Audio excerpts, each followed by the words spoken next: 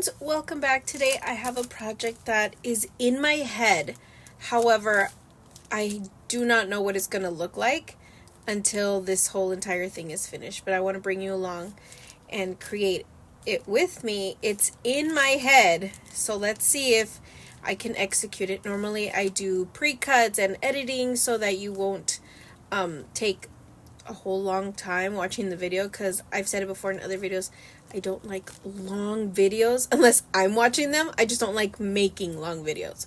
So I have brought out the uppercase alphabet and number set, as well as the lowercase alphabet by ScrapDiva Designs. I want to make some type of bookmark, something fun and pretty that I will be that I can use in my Bible. Okay, this is my inspiration. This is I have lots of notes and stuff in here in my Bible from my church.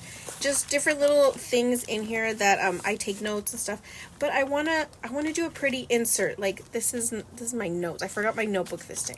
But this is what I'm talking about. I want to put something in here that's pretty, that that is notes, and I want to create some words, some inspiring words to go into my Bible.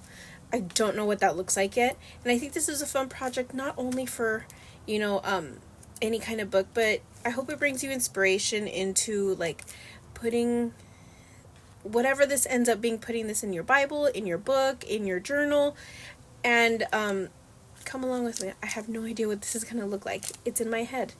Now it's time to execute it. Let's go.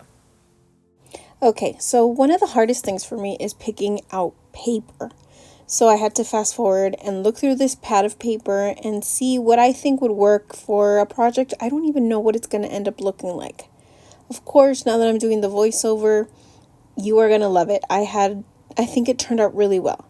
So I'm going to take these alphas and die cut them really quickly. And what I like is that it comes in a whole die. So I have a lot of leftover letters, and I don't have to pick and choose. I can just run the whole thing, and that's fun. However, there are pros and cons to that, and that is if I only want one letter, I do have to run the whole thing, and that's how I get extra letters, but that is not a problem. I have another project on how to use leftover things. So I picked out some words that represent what I want my Bible to encourage me on. So I've picked out loved, redeemed, chosen, and purpose. However, the last one, purpose, I did not use. I felt like I wanted a different word, and I'll play around with that later. I did go ahead and I did die cut also the uppercase, and those are what I am kind of putting in front of the words now, the R, the L, the C, and the P. And I wanted to add some contrast with colors, so I did cut out the like in that teal color. Now I wanted to go ahead and layer them in a way that the colors would contrast. So there you go, the purpley pink, the patterned paper, and then again that teal, dark teal color. Isn't it pretty? I cut this insert out, or I cut this cardstock, and I'm going to make that my insert, and that is a patterned paper that I cut out from the paper pad. Now I'm going over the letters. I feel like it looks great as is, and you could leave it, but I wanted the letters to stand out, and I've done this in a couple of other projects of mine where I go ahead with a black pen and I outline the letters. You can kind of tell already how it just pops up out of the page.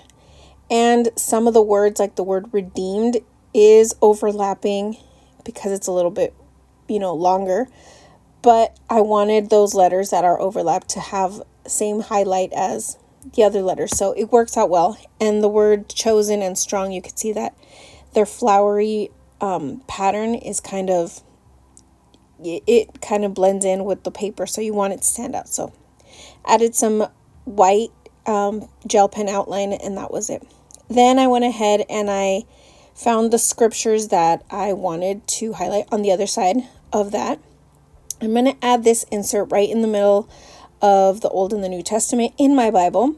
And this may not be the best way to do it, but this is how I add inserts into mine, I add a thin layer of that tacky glue and just spread it along with my finger and make sure that it inserts perfectly fine.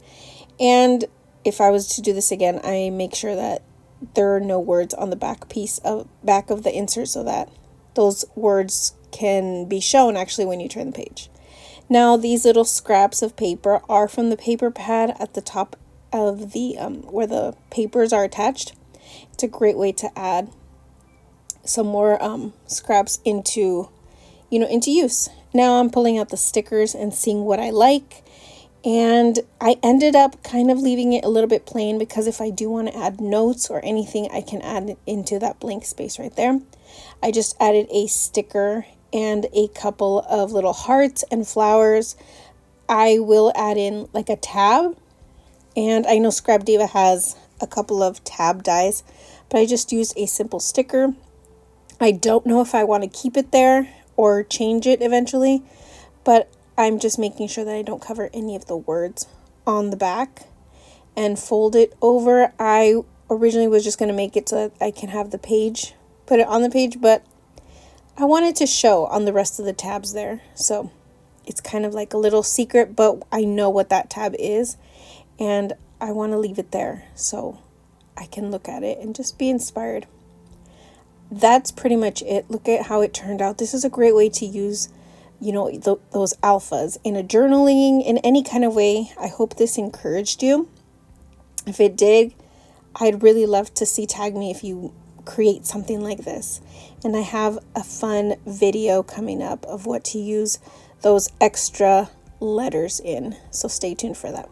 Thank you for stopping by. Don't forget to check out the description to the link for the dies and a coupon code for you to use on your next purchase at ScrapDiva Designs. Thank you so much for stopping by and checking this out. Until next time.